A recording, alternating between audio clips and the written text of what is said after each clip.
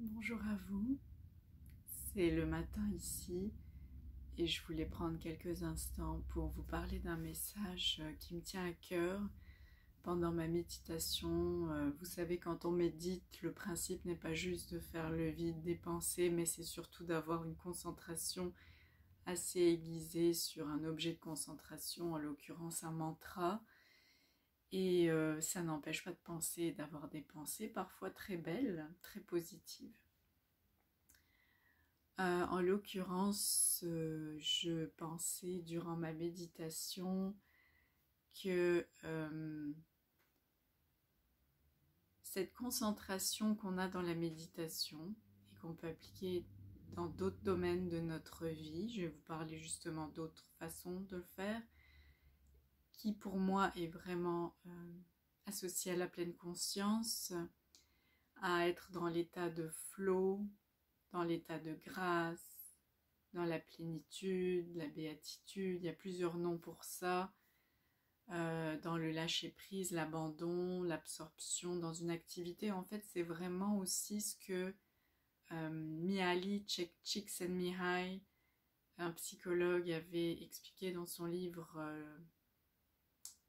je ne sais plus si c'était la psychologie du bonheur. Il parlait de l'état de flow. Donc en fait, moi je me rends compte, bon, j'aime danser, ok, j'ai une habilité à danser au niveau du mouvement, de la synchronisation, de la coordination. Et je me rends compte aussi que la musique pour moi c'est vraiment très fort en fait. Rien qu'à écouter un petit concert hier de mon fils à l'école avec sa classe concert de violon, je sens les émotions quand j'écoute la musique. J'ai fermé les yeux, j'ai écouté les notes, la musique. Ça me pénètre assez facilement dans mon être et je pense que la musique est aussi une de ces merveilleuses inventions, si on peut dire, un de ces arts. C'est la culture aussi, c'est la création. C'est vraiment un art qui, pour les êtres humains, est très précieux. Dans cette danse dont je vous parlais, c'est pas tant d'apprendre une chorégraphie, une belle chorégraphie. Ça pourrait être de composer une chorégraphie, c'est vrai, mais c'est vraiment plus l'acte de création dans le moment présent, avec une chanson particulière, inspirante à ce moment-là. Et c'est de se laisser aller, d'être soi-même dans cet instant, d'être dans la création pure en fait, parce que quand on danse et qu'on est vraiment aligné, synchronisé avec la musique, si on peut dire, on n'est plus au niveau mental, on n'a pas besoin de réfléchir. Il va peut-être y avoir, évidemment, il y a des commandes du cerveau pour mouvoir les bras, les jambes, le corps, c'est évident, sauf qu'il y a autre chose. Il y a, ça passe par forcément autre chose. Et c'est probablement cette partie spirituelle en nous, ce qu'on peut appeler l'âme en fait. Euh, c'est aussi relié à quelque chose de plus grand. Il y a une connexion à l'universel et au tout. Et en fait, j'irais même jusqu'à... je pensais à autre chose, à communiquer autre chose qui me semblait aussi pertinent et intéressant. Donc quand on est dans cet acte de création pure, on est le créateur, on est le divin, le Dieu en nous, créateur, presque bon, tout puissant, prenez-le un peu au second degré.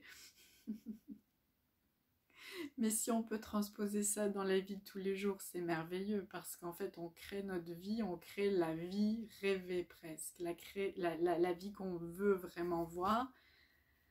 Mais ce que je voulais aussi ajouter, c'est par rapport au témoin neutre qui est un concept du yoga quand on médite.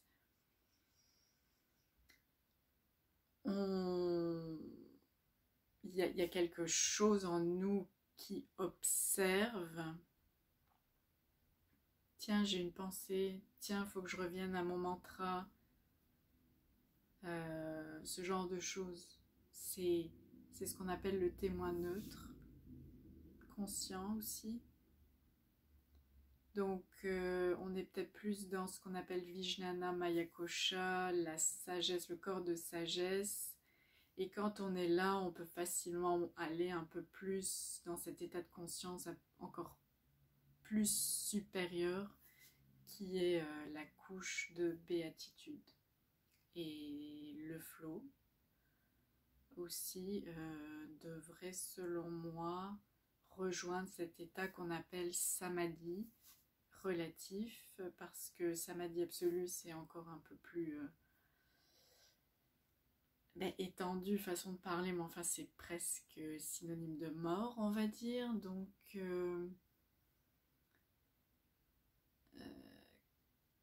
quand on n'a plus besoin d'être dans son corps, on s'évapore si on veut. Mais c'est une façon, c'est des croyances, c'est ce qu'on raconte. Après, moi je vous dis juste ce que je sais. Je ne l'ai pas vécu, ce n'est pas des expériences que je connais moi-même évidemment, sinon je ne serais pas là pour vous en parler, mais je n'ai pas non plus vécu des sorties de corps, rien de ça, mais je sais qu'il y a des gens qui en parlent, qui ont vécu ce genre d'expérience. Juste pour vous donner une idée, je suis quand même ouverte suffisamment et j'ai eu quelque part la chance de rencontrer des gens qui avaient des témoignages très intéressants d'expériences vécues, de ce qu'ils racontaient en tout cas, qui était fascinant.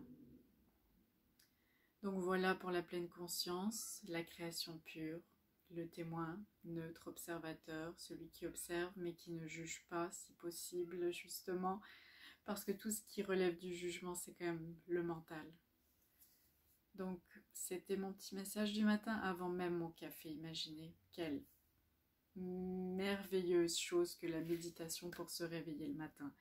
Namasté.